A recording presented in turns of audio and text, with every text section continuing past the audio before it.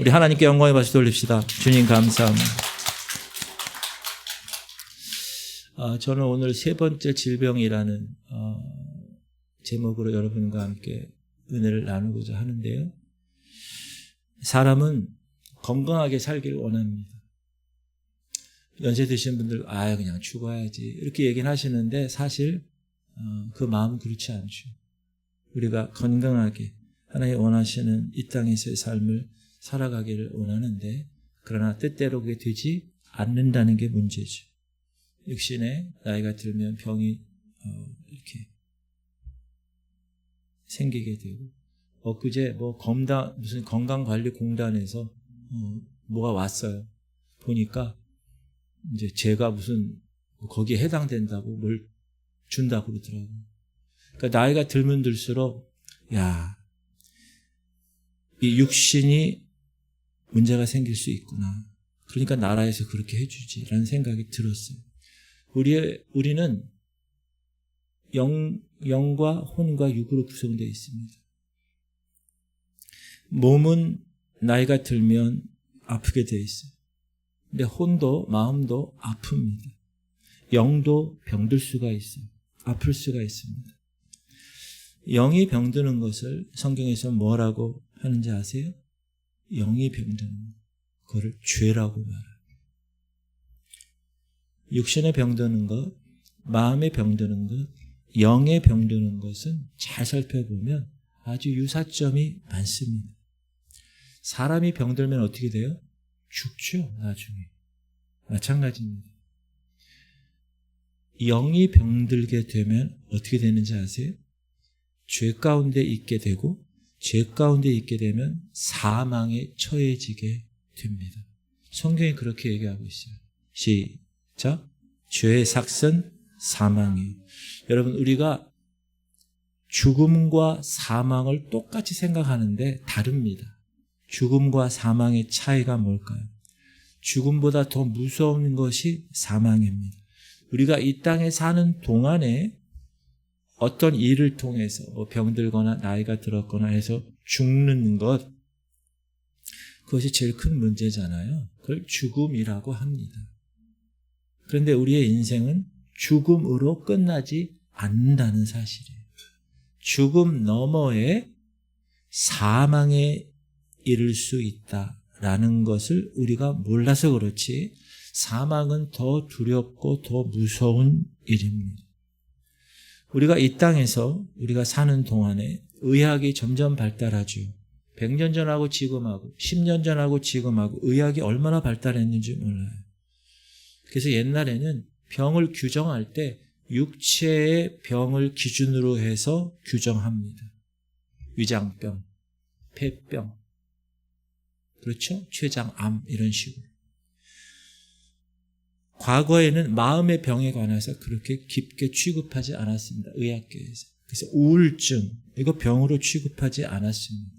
옛날에. 근데 옛날에 우울증이 없었을까요? 있었습니다. 그럼에도 불구하고 예를 들면 막 핀잔 줘. 너 성격이 왜 그래? 너는 왜 막 이렇게 스트레스를 주고 그러면 우울증에 걸리는 경우가 있는데 이거는 성격에 문제가 있어서 그런 게 아니라 마음에 혼이 병들어서 슬픈 것입니다.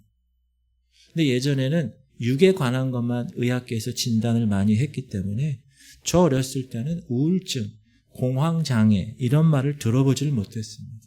그런 병명이 아예 없었습니다. 제가 공황장애라는 말을 들은 것은 언제냐 하면 90년대 말에 어느 TV에서 연예인이 나와서 공황장애로 힘들다고 하는 거 기억이 납니다. 지하철 못 타고 비행기도 못 타고 운전도 혼자 못 하고 어느 사람이 많은 곳에 가면 답답해서 있을 수가 없고 어디 저 끝에 앉아야 되고 특히 엘리베이터 이런 거 타면 폐쇄 공포증으로 인하여 공황장애가 심하게 온다 그래요. 옛날에는 공황장애가 없었겠어요? 있었겠죠. 그러나 그걸 병명으로 규정하지 않았고 이제 의학이 발전하고 세상이 복잡해지다 보니까 연구를 해보니까 이것을 질병으로 취급해야 되겠다. 그래서 병이 된 것입니다. 이런 것처럼 시간이 흐름으로 인해서 이제 육체의 병뿐만 아니라 마음의 병도 하나의 질병으로 취급하는 시대가 열렸습니다. 세상에서의 병원은 두 종류밖에 없습니다. 육체의 병을 고치는 병원, 마음의 병을 고치는 정신병원, 두 가지밖에 없습니다. 그런데 사실 우리 인간들에게는 이 두 가지 병만 있는 것이 아닙니다. 저는 오늘 여러분에게 세 번째 질병이 있음을 말씀드리려고 합니다. 그게 뭐냐? 신앙이 병드는 것, 믿음이 병드는 것, 내 영이 spirit, 이 영이 병드는 것. 근데 이 세 번째 질병은 육체의 질병, 마음의 질병보다 훨씬 더 심각한 것입니다. 자, 여러분, 병들었다. 그 얘기는 무엇을 전제합니까?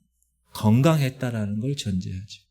건강했는데 지금은 병들었다는 거잖아요.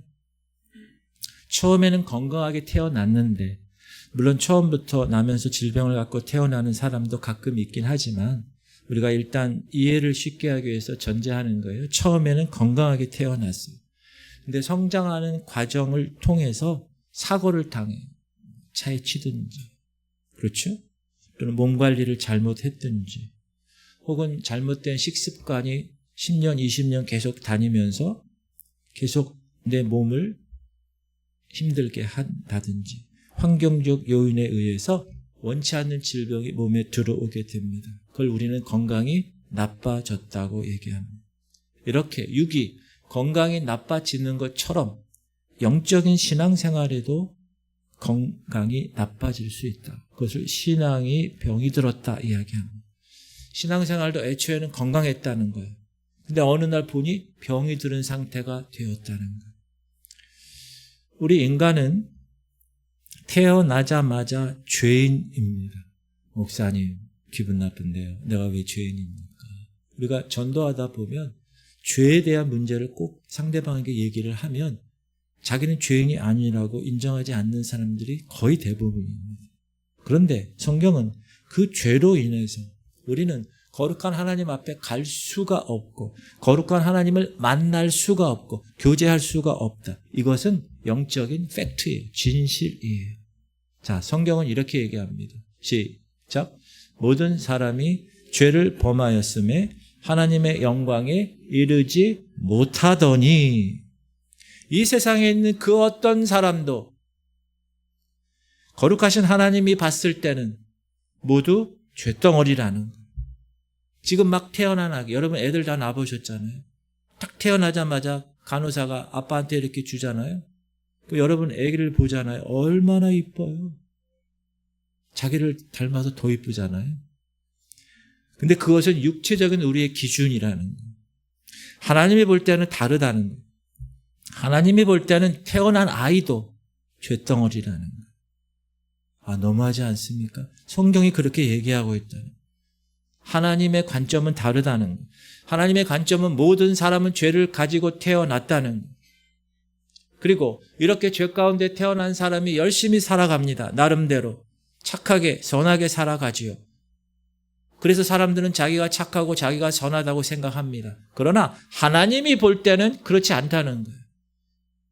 아무리 선을 행하고 착하게 살아도 의인이 아니라는 거예요. 모든 사람이 죄를 범하였다. 분명히 성경은 얘기합니다. 억울하죠. 내가 왜 죄인이야? 내가 그 죄 때문에 왜 지옥을 가?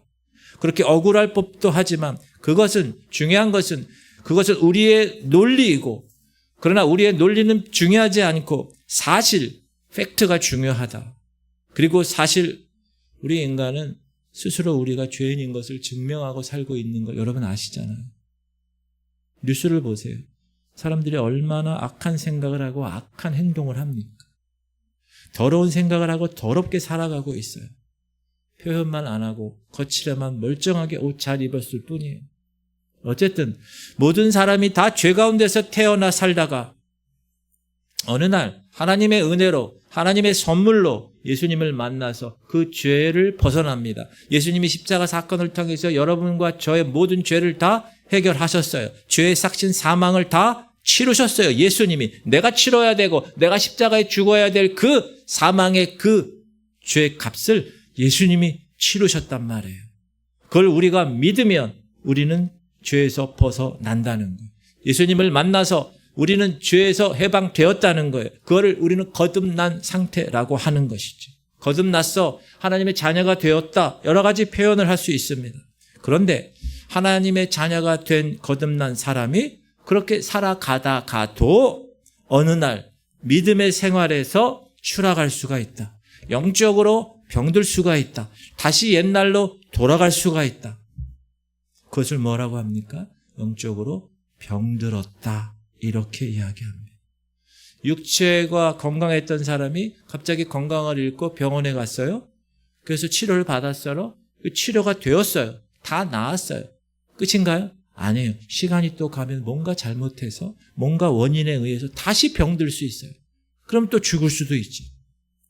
육체가 그렇듯이 영적인 것도 마찬가지입니다. 믿음도 그렇다는 거예요.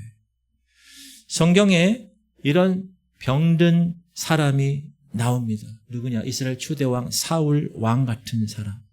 그 사람은 원래 그 사람도 죄인으로 태어났겠죠. 그러나 하나님이 부르셔서 이스라엘 나라, 하나님이 다스리는 그 나라의 초대 왕으로 하나님 부르셨습니다. 너무나 겸손했어요. 베냐민 작은 지파에 정말 겸손한 그런 사람이었는데 은혜 받아 왕이 되었는데 그의 인생의 절정에 이르렀는데 병들었어요. 왜? 교만해졌어요. 그래서 하나님이 사울 왕을 버리십니다. 누굴 세우죠? 다윗 왕을 세우세요. 이렇게 신앙이 병든 그런 상황이 우리에게도 경험될 수 있다라는 것입니다. 히브리서에는 이런 말씀이 있어요. 시작. 한번 빛을 받고 하늘의 은사를 맛보고 성령에 참여한 바 되고 하나님의 선한 말씀과 내세의 능력을 맛보고도 타락한 자들은 다시 새롭게 하여 회개할 수 없나니 이는 그들이 하나님의 아들을 다시 십자가에 못 박아 드러내놓고 욕되게 함이라. 여러분 이 말씀을 읽으면 어떤 생각이 나십니까? 이해가 안 가는 것이 이 정도 사람이라면 타락하면 안 되지 않나 라는 생각이 들지 않나요? 자, 한번 빛을 받았어요. 예수 그리스도를 만났다는 거예요. 나는 빛이라고 주님이 말씀하셨잖아요. 예수님을 만났어요.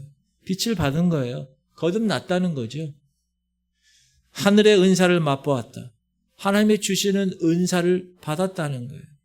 불 받아서 방언도 했다는 거예요. 병도 고침 받았다는 거예요. 예언도 했다는 거예요. 성령에 참여한 바 되었다. 불 같은 성령 받아서 정말 뒤집어지면서 밤새껏 기도했는데 하늘의 것들이 열리고 다 보였다는데 또 하나님의 선한 말씀을 맛보았다. 어느 날 말씀을 읽는데 그 말씀이 나의 가슴에 강하게 내 모든 것을 다 깨버리는 그런 경험도 했다. 또 내세의 능력을 경험했다. 천국과 지옥이 있다는 걸 확실히 믿고 살아갈 수 있게 되었다. 그런데 그 내세의 능력을 맛보고도 타락한 자들, 성경은 그런 사람도 타락할 수 있다고 얘기하는 거예요. 이렇게 했음에도 불구하고 빛을 발하고 말씀의 능력도 경험하고 성령의 은사도 받고 다 그렇게 했는데 그럼에도 타락할 수 있다. 그런데 그렇게 타락한 사람은 이제 새롭게 회개할 수 없다. 길이 없다라는 거예요. 무엇을 말합니까? 저는 신학적인 것을 얘기하고 싶지 않습니다. 예정론, 예지예정론, 이건 신학적인 것을 떠나서 중요한 것은 뭐예요? 팩트, 사실이라는 거예요. 지금 이런 일들이 일어나고 있다는 것이 중요하다는 거예요. 이런 일이 없다고 말하지 말라는 거예요. 그렇게 경험을 했고 거듭났음에도 불구하고 타락할 수 있다. 자, 그러면 저와 여러분은 안전한가? 목사는 안전한가요? 지금 우리가 지금까지 건강했다 할지라도 앞으로 내가 건강할 것입니다. 영적으로. 그렇게 장담할 수 있나요? 자신할 수 있나요? 그거는 모르는 일이라는 거예요. 그건 모르는 거예요. 오늘 본문에 설교에 에베소 교회가 나오는데 여러분 잘 아시다시피 7교회가 요한계시록에 이렇게 기록되어 있잖아요. 2장, 3장에. 근데 7교회 중에 2교회만 건강한 교회입니다. 여기서 우리가 알 수 있는 것, 개인만 건강하고 병든 게 아니라 교회도 건강한 교회가 있고 건강하지 못한 교회가 있다라는 것을 알 수가 있습니다. 건강하지 못한 교회. 건강하지 못한 교회는 날마다 시끄럽습니다. 무슨 일만 터지면 시끄럽습니다. 행사만 하면 시끄럽습니다. 회의만 하면 시끄럽습니다. 봉사해도 시끄럽습니다. 그 결과 어떻게 되죠? 교회가 쪼개져 버립니다. 왜? 교회가 건강하지 못하니까 그런 거예요. 건강하지 못하니까 쓰러지는 거예요. 바람만 불어도 쓰러져 버리는 겁니다. 계시록에 등장한 7교회 중에 무려 5교회가 병들어 있었다. 그러면 처음부터 그 교회가 병이 들었을까요? 아니에요. 처음에 그들 교회는 하나님이 처음 그 교회를 세울 때는 그렇지 않았다는 거예요. 그런데 시간이 지나면서 그 교회가 병이 들었다는 거예요. 그러면 에베소 교회는 어떤 병이 들었나요? 처음 사랑이 식어버려졌다는 거예요. 시작. 그러나 너를 책망할 것이 있나니 너의 처음 사랑을 버렸느니라. 7교회 중에 4대 교회는 예수님이 뭐라고 그러세요? 아예 죽은 교회라고 사망 진단을 했어요. 교회가 있긴 있는데 성도들도 있긴 있는데 그 교회는 죽은 교회야, 사망한 교회야 진단을 해버리십니다. 이름만 살아있다는 거예요. 라오디게아 교회는 뭐라고 진단하시죠? 눈이 멀었구나. 자기 형편을 발견하지 못한 채로 사는구나. 벌거벗었는데도 벌거벗은 줄 모르는구나. 눈이 문제구나. 그래서 눈에 안약을 사서 발라라. 하나님이 처방해 주신 겁니다. 무슨 말이에요? 교회도 눈이 멀 수 있구나. 교회도 지금 교회 자체 자기들이 벌거벗은 것을 모를 수도 있구나. 하나님이 진단하실 수 있다는 거예요. 교회 스스로가 지금 영적으로 죽어 있는지, 영적으로 살아 있는지, 영적으로 깨어 있는지, 지금 천국을 향하여 가고 있는지, 지옥을 향하여 가고 있는지 모른다는 거예요. 모른다는 거예요. 왜 모를까요? 병들었으니까 모르는 거예요. 여러분, 신앙이 병들면 어떤 현상이 일어나는가? 먼저 진단해야 됩니다. 우리가 아프면 어디 가요? 병원 갑니다. 병원 가면 의사가 무턱대고 묻지도 않고 그냥 약 주고 가세요. 그렇게 얘기하나요? 그런 의사는 아무도 없습니다. 그런 병원은 아무도 없습니다. 배가 아프면 내장 검사해야 되겠습니다. 엑스레이 찍으셔야겠네요. 청진기 갖다 대고 진단합니다. 머리가 아프면 머리가 아픈 이유가 수십 가지가 있잖아요.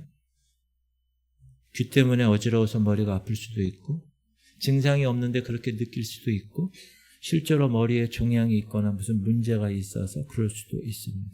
그러면 그 병을 고치는 데 있어서 가장 먼저 해야 될 것이 뭐죠? 진단하는 거예요. 진찰하는 거예요. 청진기를 갖다 대는 겁니다. 엑스레이 찍고 CT 촬영하고 피 검사합니다. 김은희 권사님 중환자실에 입원할 때 입원하기 전에 피 검사하고 엑스레이하고 심장 초음파 검사했어요. 그리고 나서 상태가 안 좋으니까 중환자실로 입원해야 됩니다. 이렇게 처방을 한 거예요. 그리고 나서 한 2, 3주 계속 집중 치료를 했어요. 퇴원했어요. 그리고 한 달 후에 다시 병원에 갔어요. 제대로 치유가 되어 있는가. 그때도 뭐예요? 또 퇴원 후에도 한 달 있다가 또 피 검사해요. 또 엑스레이 해요. 또 심장 초음파 해요. 그래서 정확한 치료를 하는 것입니다. 자, 믿음이 떨어졌다라고 하는 말은 뭐죠? 에베소 교회가 원래 그렇지 않았어. 처음에는 그 주님을 향한 뜨거운 사랑과 열정이 이렇게 있었다는. 근데 그게 떨어졌다는, 식었다는 거. 그러면 믿음이 떨어진 이유가 있다는 거죠. 하와과 아담이 에덴 동산에서 살 때 선악과를 범하면 반드시 죽는다는 것을 알았을까요? 몰랐을까요? 알았죠. 분명히 하나님이 얘기했어요. 동산 중앙에 있는 나무, 그 나무의 실과를 먹으면 넌 죽어. 정령 죽으리라 분명히 얘기하셨어요. 근데 그 말씀에 순종하지 아니하고 선악과를 딱 따먹는 순간 죽었습니까? 안 죽었습니까? 안 죽었어요. 그럼 하나님이 거짓말한 분이신가요?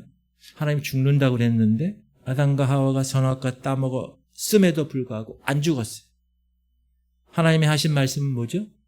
육체가 죽는다는 것을 말하는 것이 아니라 죄가 들어와서 하나님 말씀에 불순종의 죄가 들어와서 그 영이 죽게 된다는 것입니다. 그래서 그 열매를 먹는 순간 영이 병들었어요. 어떻게 알 수 있어요? 증상이 나타나는 거예요. 어떤 증상이에요? 하나님을 떠나버리는 증상. 하나님 보기 싫은 증상. 그래서 숨어버린 증상. 하나님이 혼냈나요? 안 혼냈어요. 그때는. 너 따먹었으니까 나가. 그렇게 얘기하지 않았어요. 그때는.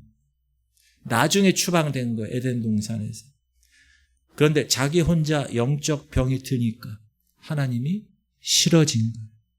하나님이 혼낸 것도 아니고 하나님이 질책한 것도 아닌데 벌도 내리지도 않았는데 그냥 숨어버렸습니다. 이게 영적 질병의 증상입니다. 그래서 하나님이 어떻게 하시죠? 찾으시죠. 뭐라고? 아담아, 아담아, 네가 어디 있느냐? 아담이 뭐라고 대답하죠? 제가 벗었으므로 숨었나이다. 아담은 언제 안 벗었나요? 처음에 태어날 때부터 하나님이 지을 때부터 벗은 상태예요. 무슨 말이죠? 핑계에 불과했다. 벗어서 숨는다는 것은 변명이었다. 그럼 왜 숨었을까요? 하나님이 싫어서 숨었습니다. 그게 정답입니다. 근데 그 말을 못하는 거예요. 하나님 면전에서. 그럼 왜 이런 일이 일어났을까요? 죄가 들어왔으니까 그렇게 된 것입니다. 이것을 확대하면 이런 뜻입니다. 우리가 믿음 생활해요. 근데 믿음에 병이 들어요. 교회 생활해요. 교회 생활에 병이 들어요. 그러면 증상이 어떻게 된다? 하나님이 싫어지는 거예요. 하나님께 속한 모든 것이 다 싫어지는 거예요.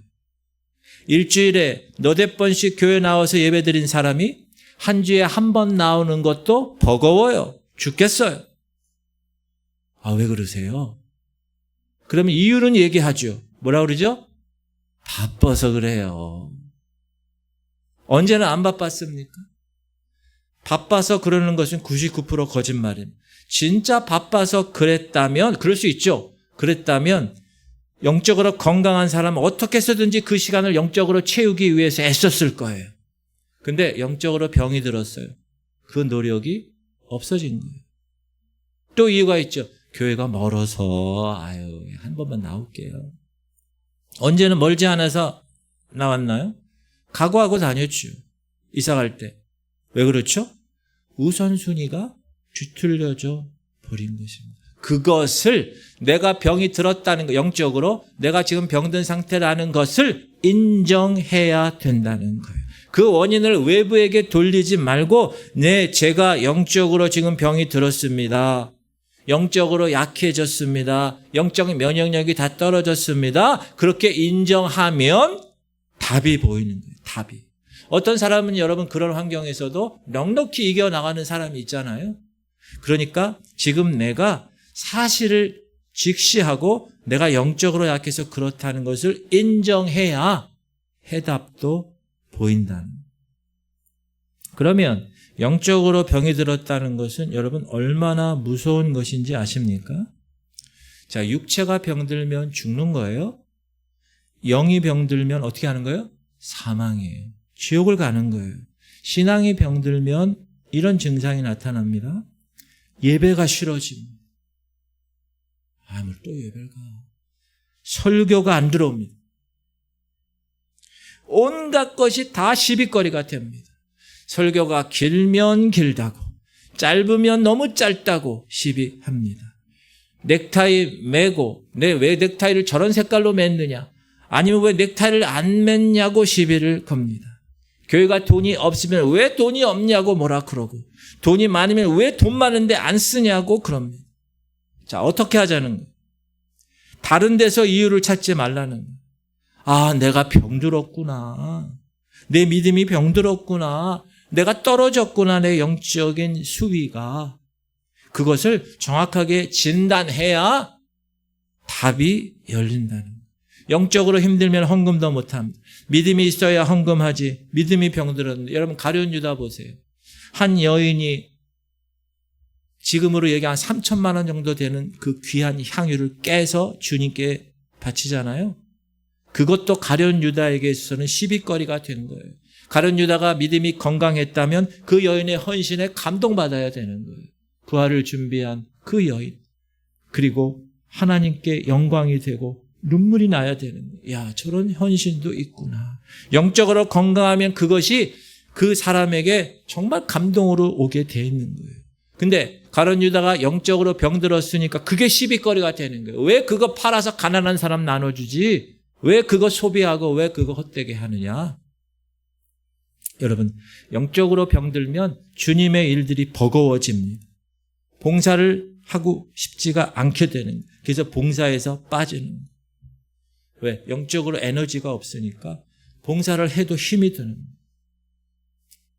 자, 지금부터 잘 들으셔야 돼요. 자, 그러면 신앙이 병드는 원인이 있다. 세 가지 제가 말씀드릴게요. 신앙이 병드는 원인을 알아야 여러분이 그 원인을 치유할 수 있게 하나님이 허락하실 줄 믿습니다. 첫 번째는 뭐냐? 사단의 끊임없는 공격입니다. 왜 이런 일이 일어나는가? 왜 영적으로 병이 드는가? 그 이유는 사단이 끊임없이 공격하기 때문에 그렇습니다. 여러분, 사람 몸이 병드는 것도 바이러스가 계속 끊임없이 공격하는 거예요. 이 신체 안에 그 바이러스 들어가가지고 막 장기들을 힘들게 하고 여러 조건들을 막 공격하는 거예요. 호흡기를 공격하고. 그러니까 병이 드는 거예요. 영적으로 병드는 이유도 마찬가지예요.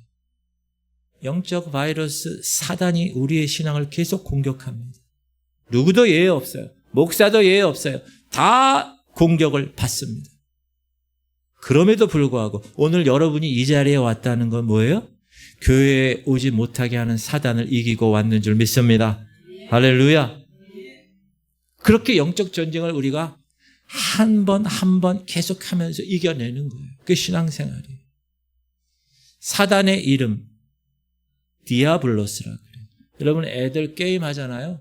그 게임 보면 다 디아블로스라는 말이 많이 나와요. 지금 청소년들을 사단이 잡고 있는 거예요. 디아블로스에서 그 앞에 디아라는 말이 헬라어로 분리됐다는 거예요. 분리. 디아스포라, 그럼 뭐죠? 흩어진 백성이잖아요. 디아가 흩어졌다는 거예요. 분리되었다. 자, 마귀는 두 가지 특징이 있습니다. 성경은 마귀를 어떻게 표현하느냐? 첫 번째, 분리자로 표현합니다. 마귀가 들어가면 분리돼요. 깨져버려요. 부부관계에서 마귀가 들어가면 부부관계가 깨져버려요. 이혼합니다. 형제 관계에서 마귀가 들어가면 서로 다퉈요. 부모 재산 때문에 소송하고 칼부림 납니다. 자, 교회 안에 마귀가 들어오면 어떻게 됩니까? 교회가 분리되겠죠.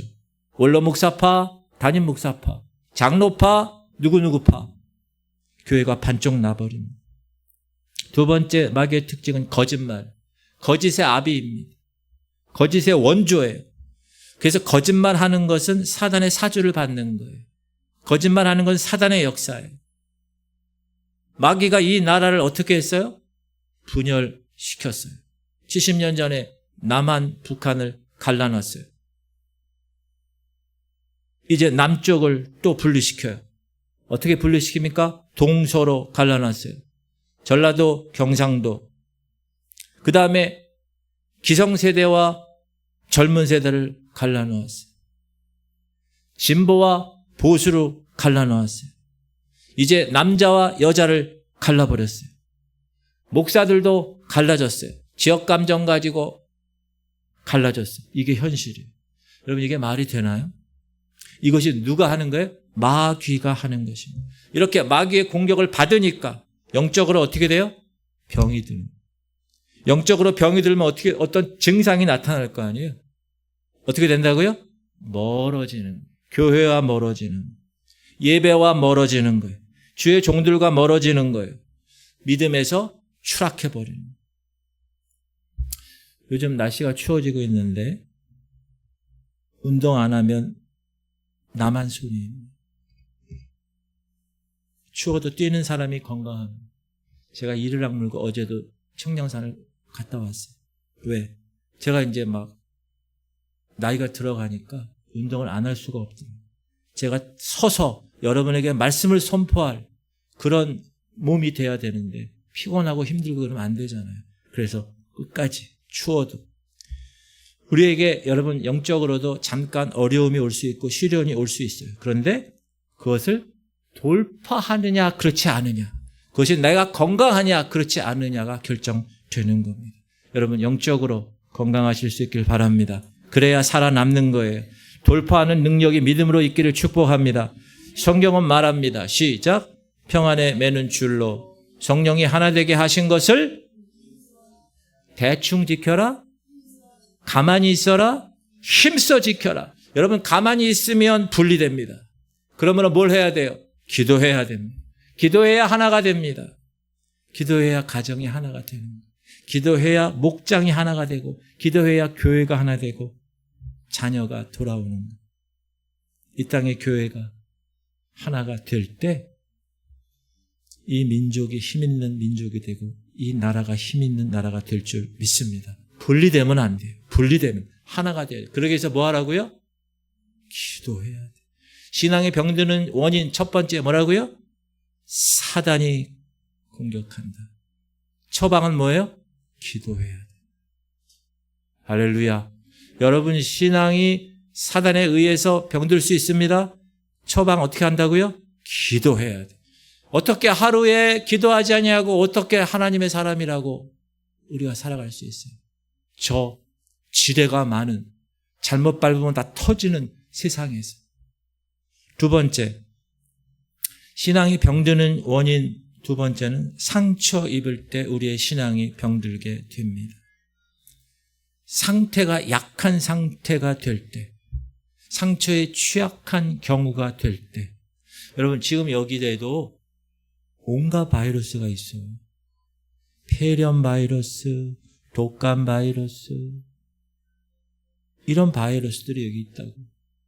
근데 신체가 건강한 20, 30대 걸려도 어떻게 해요? 기침 좀 하고 끝나요.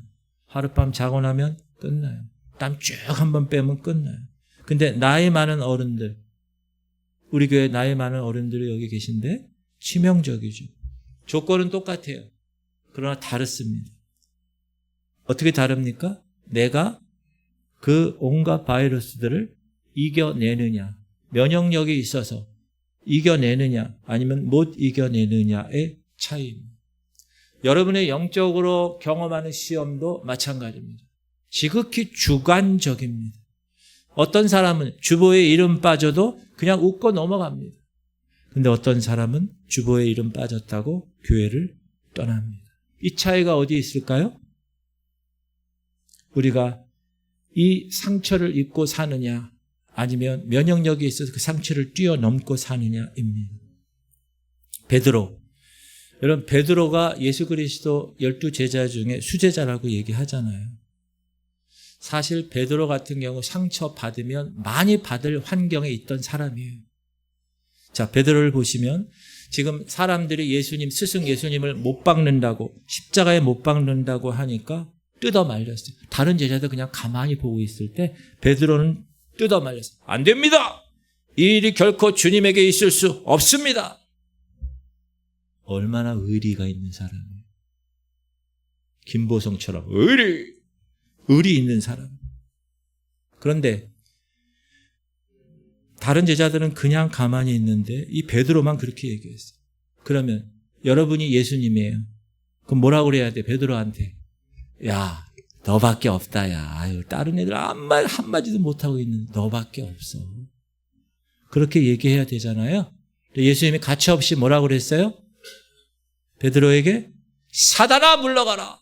그렇게 얘기했어요. 베드로, 여러분이 베드로라면 상처 받아야 돼요? 안 받아야 돼요?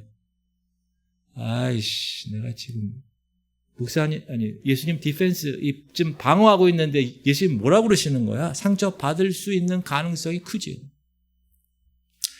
자, 베드로가 이제 예수님을 잡으러 병정들이 이제 칼을 가지고 막 왔어요. 망치하고 칼을 가지고. 그러니까 베드로가 어떤 사람이에요? 칼잡이였어요. 그러니까 자기도 칼을 딱 빼가지고 우리 주님을 너희들이 지금 이렇게 한다고?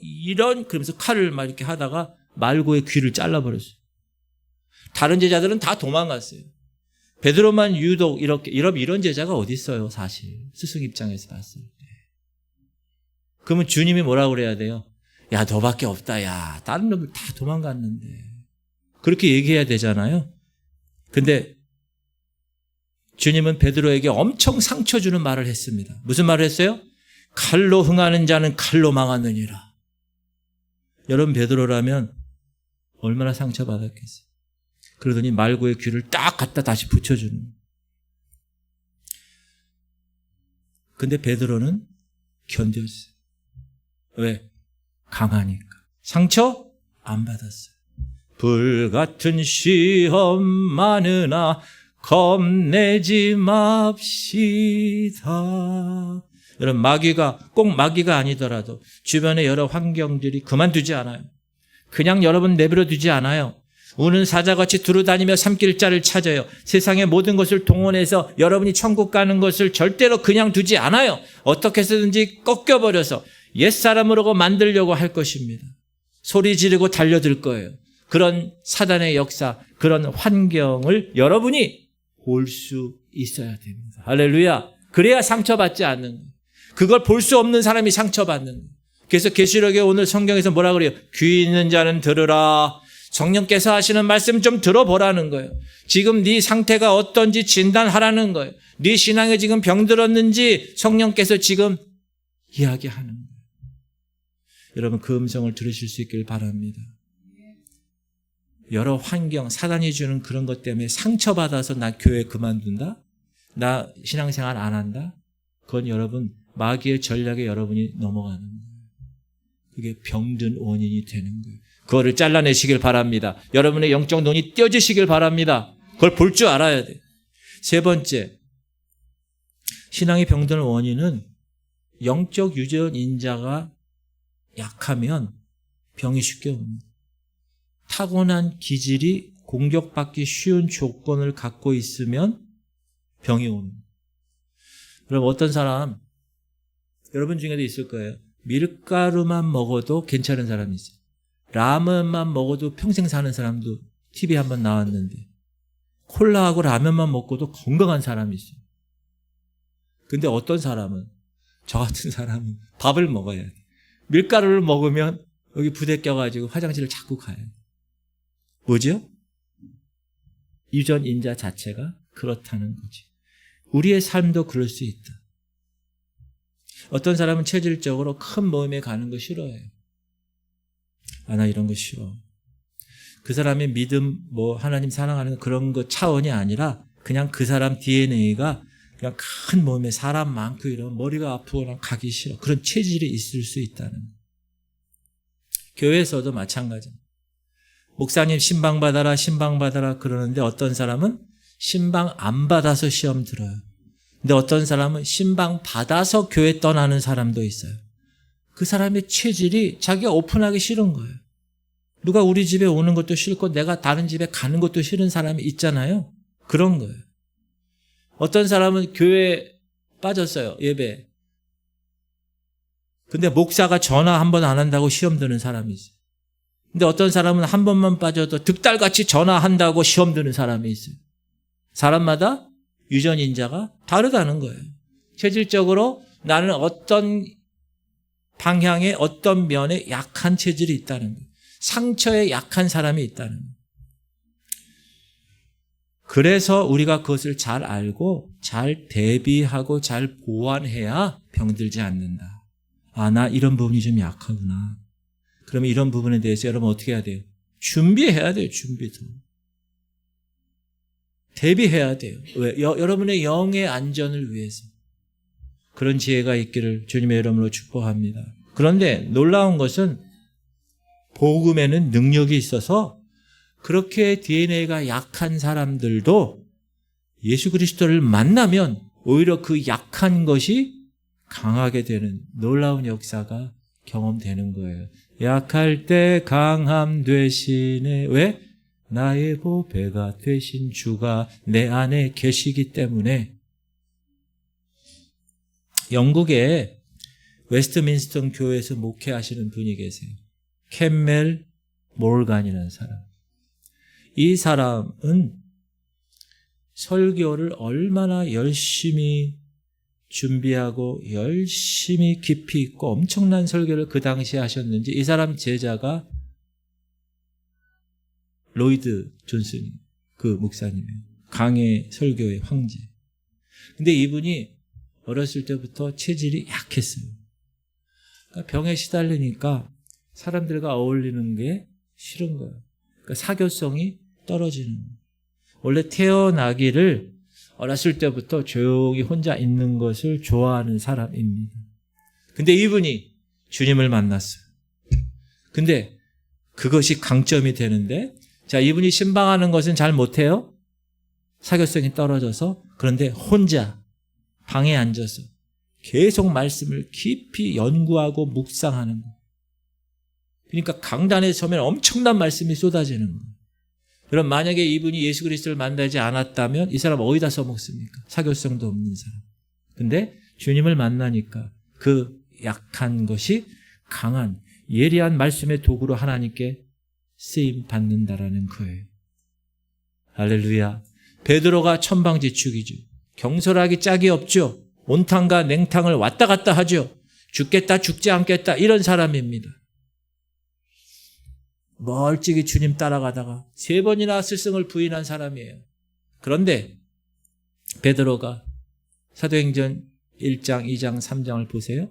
주님 만나고 나니까, 성령 받고 나니까 그 기질을 하나님이 사용하시는 거예요. 은과 금은 내게 없거니와 내게 있는 것으로 내게 주노니 곧 나사렛 예수 이름으로 일어나 걸으라. 성전 미문에 있는 안전방해를 일으키는 거예요. 할렐루야. 하루에 설교했더니 3,000명, 하루에 5,000명이 거침없이 주님께 돌아오는 복음의 도구로 쓰임받게 된다는 거예요.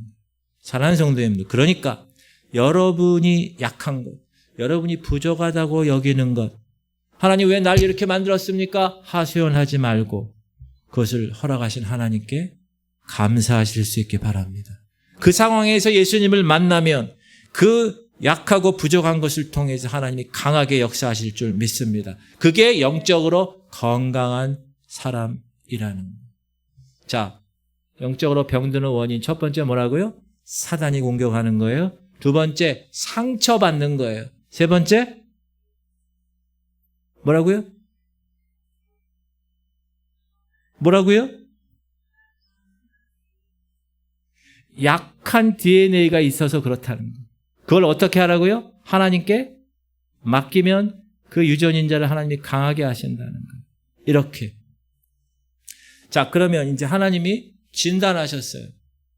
에베소 교회가 너 처음 사랑이 식었다. 너 병들었어. 성령께서 진단하셨어요. 그리고 나서 의사가 진단하면 뭐 하죠? 그 다음에 처방하죠. 약 일주일간 드세요. 수술해야 됩니다. 근데 오늘 에베소 교회도 처방을 주셨어요. 그 처방이 뭐냐? 시작. 그러므로 어디서 떨어졌는지를 생각하고 회개하여 처음 행위를 가지라. 만일 그리하지 아니하고 회개하지 아니하면 내가 네게 가서 네 촛대를 그 자리에서 옮기리라. 자, 처방이 뭐예요? 어디서 떨어졌는지 생각하라. 지금 떨어졌다는 건 어디 위에 있다는 거예요? 위에 있다가 떨어진 거잖아요. 뭐가 떨어졌다는 거예요? 믿음이 떨어졌다는 거잖아요. 그 믿음이 떨어지니까 그 증상, 결과가 어떻게 나왔어요? 처음 사랑이 식어버린 거잖아요. 너 예전 같지 않아. 너 예전엔 그렇지 않았잖아. 근데 너 왜 이 모양이니? 네 믿음이 떨어지구나. 그런데 떨어진 믿음을 이제 진단했다면 어떻게 처방했어요? 성령께서? 어떻게 하셨어요? 성령께서 위로하셨나요? 위로하지 않았어요. 격려하셨나요? 격려하지 않았어요. 성령께서 다 이해한다. 이해하셨나요? 이해하지 않았어요. 성령께서 뭐라고 그랬어요? 회개하라. 이렇게 강하게, 굉장히 강하게 말씀하셨어요. 지금 믿음이 떨어져서 허덕허덕대는 사람에게 야, 힘내. 격려해 주지 않았다는 거예요. 회개하라 말씀하셨다는 거예요. 자, 이 말씀에서 우리가 알 수 있는 영적 원리가 있습니다. 따라하세요. 믿음이 떨어진 것은 회개할 죄다. 이거 꼭 기억하셔야 돼요. 내가 믿음이 떨어진 거, 상황이 그래서 떨어졌어. 아니요. 죄라는 거예요. 왜? 지금 얘기하잖아요. 성령께서. 진단하시고 나서 처방을 뭐라고 주세요? 회개해. 힘내라고 격려해 주지 않고 회개하라고 얘기하셨어요. 나 상처 입었어. 나 요새 바빠. 이 얘기는 무슨 얘기예요? 좀 위로 좀 해줘. 이 얘기잖아요. 요즘 힘들어. 삶이 고달퍼. 내 믿음이 옛날만 못해. 위로받으려고 하지 말라는 거예요. 성령은 말씀하십니다. 교회가 처방을 잘못하고 있다는 거예요. 교회가 위로하고 격려해서 될 일이 아니라는 거예요. 지금 믿음의 성도들이 신앙이 떨어져 병들어서 있는 상황에서 격려하고 위로하는 것이 교회의 일이 아니라는 거예요. 근본적인 해결점이 뭐냐고요? 회개해야 된다는 걸 가르쳐야 된다는 거예요. 너 왜 그런 정도로 믿음이 떨어졌어? 왜 그런 문제로 쓰러져 자빠져 있니? 네가 그것하고 무슨 상관이 있어서 그 하나님을 향한 첫 사랑을 잊어버리고 예배가 왜 중단됐어? 기도가 왜 중단됐어? 성경도 보지 않고 왜 손 놔버리고 주저앉아 있니? 라고 강하게 얘기하는 거예요. 사랑하는 성도님들, 주님은 그래, 내가 너 이해한다. 야, 너 어쩔 수 없지, 힘내. 이렇게 말씀하지 않으셨어요. 너 언제부터 그랬어? 너 누구한테 상처받아서 그랬니? 사업이 어려워지면서 그랬어요. 집안이 어려워져서 그랬어요. 이렇게 말할 수 있잖아요. 근데 성경은 그것을 절대로 타당하다고 말하지 않는다는 거예요.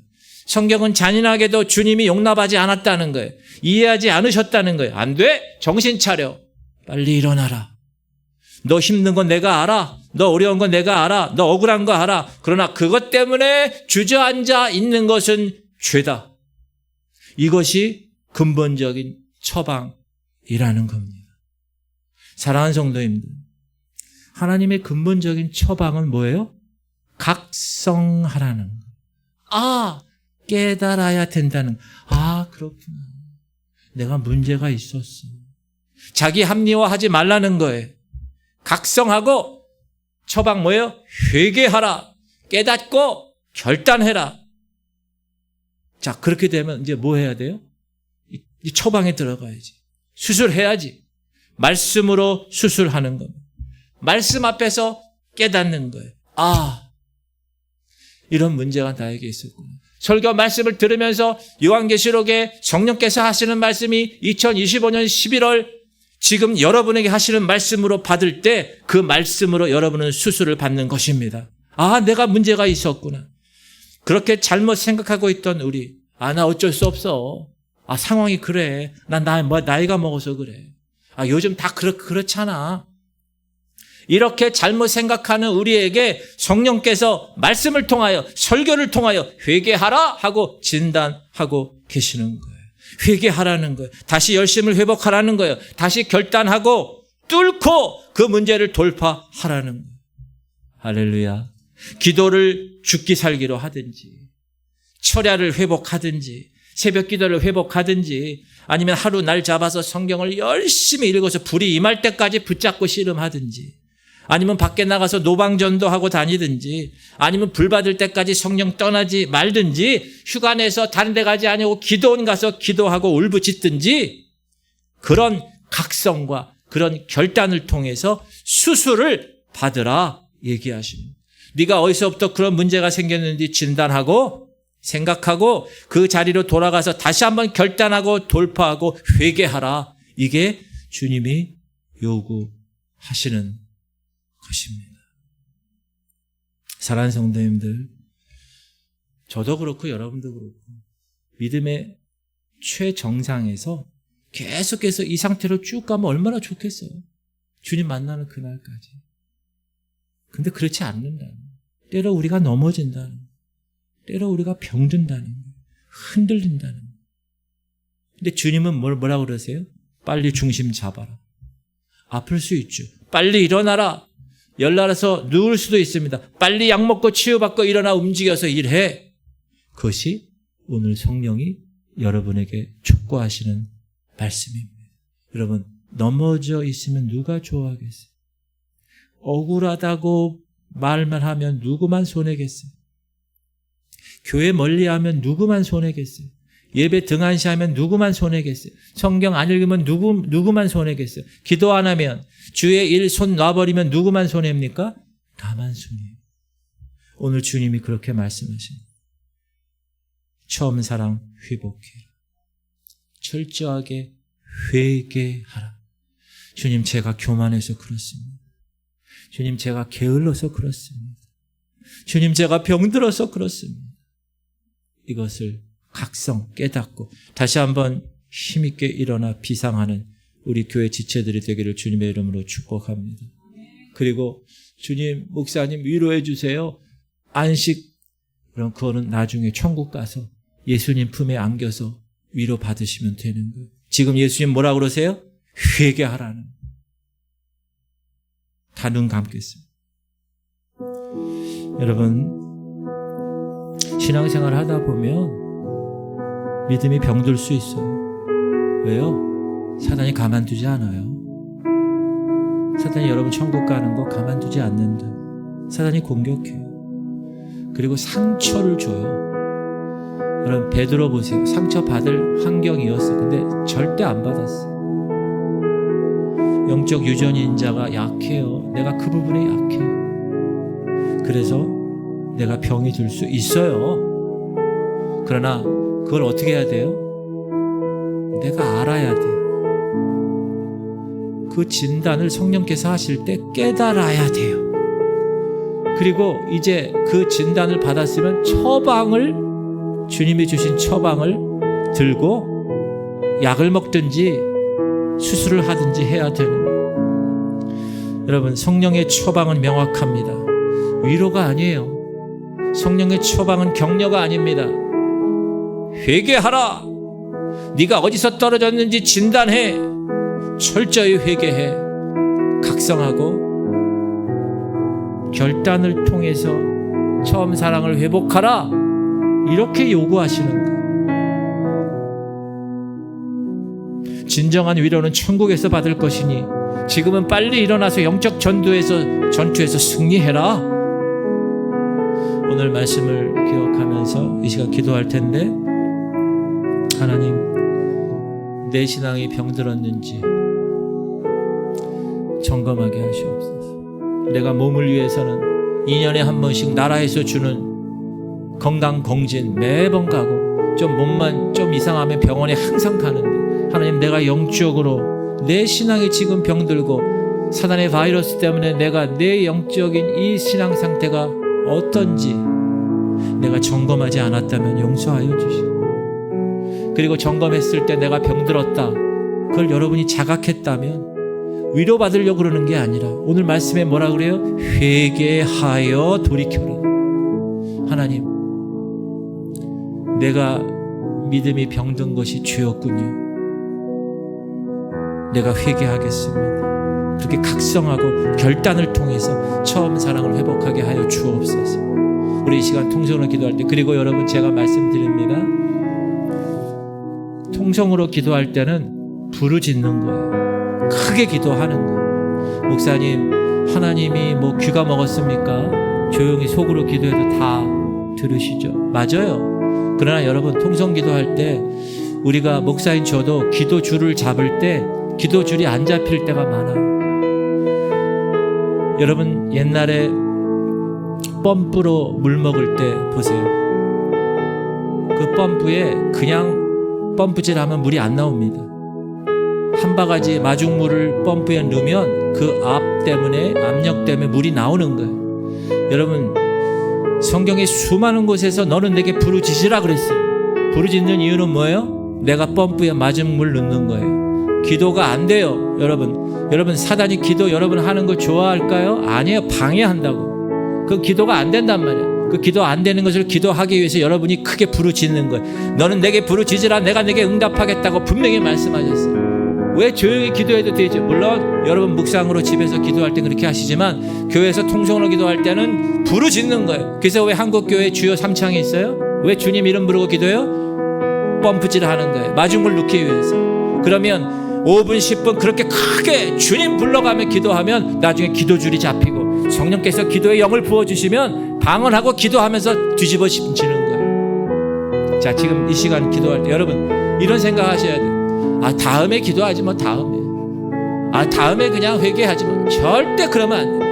지금 하나님께서 목사를 통하여 강단을 통하여 하나님 말씀하시는 그 음성을 성령의 말씀으로 들으시길 바랍니다. 지금 내가 지금 기도하고 지금 회개하고 지금 내가 하나님의 거룩한 백성으로 하나님께 가겠습니다. 지금 결단하셔야 돼요. 지금 우리 주님 이름 부르고 통성으로 기도할 때 하나님께서 오늘도 성령의 기름 부으심을 통하여서 우리 교회를 이끄실 줄 믿습니다. 주님 이름 부르고 통성으로 기도하겠습니다. 주여 할렐루야. 하나님 너는 내게 부르짖으라. 하나님 제가 부르짖음으로 마중물을 넣겠습니다. 하나님 기도하는 게 너무 어렵습니다. 그냥 생각으로 기도하겠습니다. 아니요, 하나님 너는 내게 부르짖으라. 성경의 수많은 곳에서 부르짖으라고 이야기합니다. 하나님 갈급한 마음으로 주님께 부르짖으라고 주님이 명령하셨습니다. 하나님 이 시간 내가 부르짖겠사오니 하나님 특별히 내 신앙이 병들었는지 아버지 내가 지금 제대로 살고 있는지 내가 믿음 신앙이 떨어졌는지 점검하게 하여 주옵소서. 하나님 육을 위해서는 내가 몸을 위해서는 병원에 정말 자주 가고 점검하는데 내가 영적인 것을 위해서는 얼마나 점검했는가. 지금 내가 하나님 원하시는 처음 사랑에서 식었는지 믿음의 그 높은 수위에서 떨어졌는지 점검하게 하여 주옵소서. 하나님 그래서 점검하고 나서 내가 깨닫고 나서 아 지금 내가 병들었구나. 그러면 환경 때문에 핑계대지 말고 내 영적인 어떤 그거 핑계대지 말고 하나님 회개하게 하여 주옵소서. 주님 성령께서 지금 이 시간 하나님의 거룩한 자녀들에게 말씀하시는 그 말씀의 능력이 있게 하여 주옵소서. 병들었다고 목사님 위로해 주세요, 목사님 이거 이렇게 해주세요가 아니라 하나님 이렇게 해주세요가 아니라 하나님 회개하라고 분명히 주님 말씀하셨어.